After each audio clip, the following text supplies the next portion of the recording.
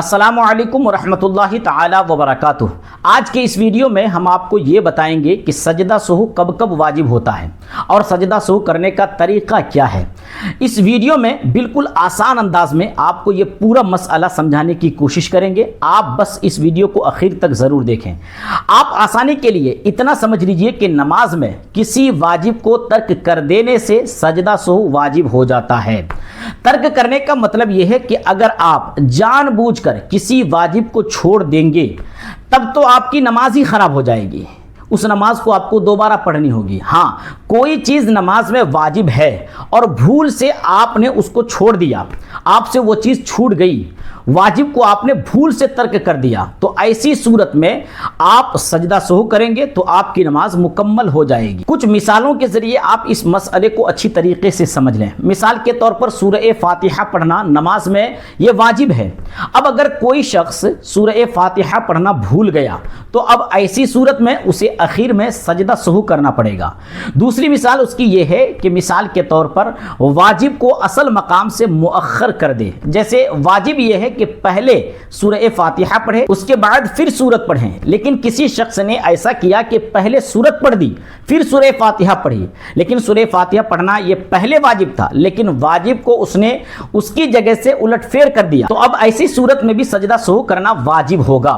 तीसरी मिसाल यह है कि किसी वाजिब को अदा करने में ताखीर कर दे। जैसे अगर कोई शख्स क़ायदा ऊला में बैठा था और उसको तशहुद पढ़ने के बाद तीसरी रकात के लिए फ़ौरन खड़ा होना था, लेकिन तशहुद पढ़ने के बाद 3 तस्बीह के मिक़दार वो बैठा ही रह गया, वो अल्लाहु अकबर कहकर तीसरी रकात के लिए खड़ा नहीं हुआ, तो अब तीसरी रकात के लिए खड़े होने में उसने ताखीर कर दी, उसने देर कर दी, तो इस वजह से भी सजदा सुहू वाजिब हो जाएगा। चौथी मिसाल, किसी वाजिब को 2 मरतबा अदा कर दे। जैसे मिसाल के तौर पर सूरह फातिहा को 1 रकात में 1 मरतबा पढ़ना वाजिब है। अब अगर कोई शख्स एक ही रकात में सूरह फातिहा को 2 मरतबा पढ़ दिया तो ऐसी सूरत में भी सजदा सुहू वाजिब हो जाएगा।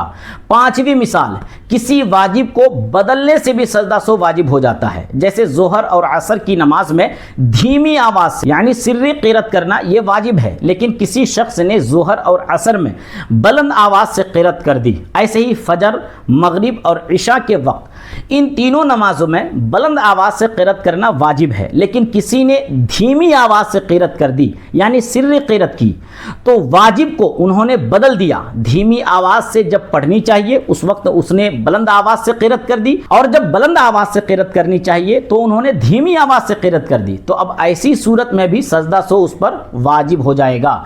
छठी मिसाल, किसी फर्ज को उसके मकाम से मुअख्खर कर दे। मिसाल के तौर पर पहले रुकू है फिर सजदा है। अब किसी शख्स ने ऐसा किया कि क़याम में था और क़याम से सीधा वो सजदा में चला गया और रुकू बाद में किया, तो उसने फ़र्ज को मुअख्खर किया, यानी जो पहले था उसे बाद में कर दिया और जो बाद में था उसे पहले कर दिया, तो फ़र्ज को मुअख्खर करने की वजह से भी सजदा सुहू वाजिब हो जाता है।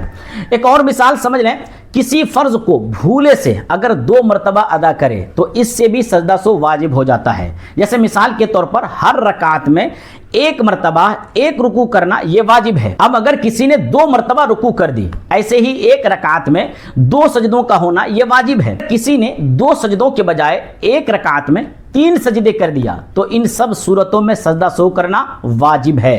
तो इन तमाम सूरतों में, ऊपर जो हमने जितनी सूरतें बताई है, इन तमाम सूरतों में अगर आप सजदा सुहू करेंगे तो आपकी नमाज हो जाएगी, और अगर सजदा सुहू नहीं किया तो वो नमाज आपकी नहीं होगी। उस नमाज का इआदा ज़रूरी है, उस नमाज को दोबारा पढ़ी जाए। हाँ, इतना याद रखें कि सजदा सुहू भी उस वक्त किया जाए जब भूल से आपकी ये सारी गलती हो तब।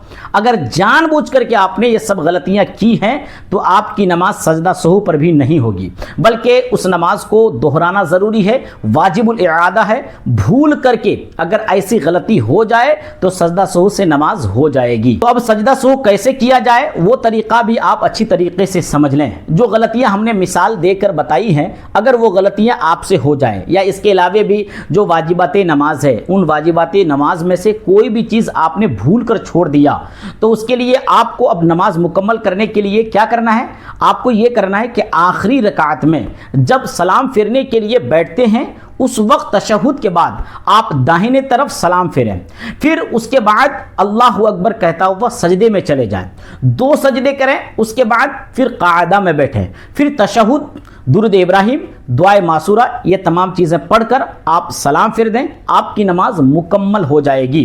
तो यह है सजदा सहू का मुकम्मल तरीक़ा और सजदा सहू के कुछ ज़रूरी मसाइल। उम्मीद है कि आपको आज के ये तमाम मसाइल अच्छी तरीके से समझ में आ गए होंगे। अगर अभी भी आपका कोई कन्फ्यूज़न हो तो आप कमेंट्स में लिखकर हमसे ज़रूर पूछ सकते हैं। इंशाअल्लाह आपके सवाल का जवाब, और इसके अलावा भी कोई सवाल हो तो कमेंट्स में लिखकर हमसे पूछ सकते हैं। इंशाअल्लाह तमाम बातों को बिल्कुल कुरान और सुन्नत के मुताबिक बताने की कोशिश करूंगा। आपसे गुजारिश है कि आप इस वीडियो को अपने दोस्तों अहबाब तक ज़रूर शेयर करें, और अगर अभी तक आपने हमारे चैनल को सब्सक्राइब ना किया हो तो सब्सक्राइब भी ज़रूर कर लें, ताकि मज़ीद इस्लामी मसाइल की मुस्तनद जानकारी हासिल हो सके। अस्सलामु अलैकुम रहमतुल्लाहि ताला व बरकातुहू।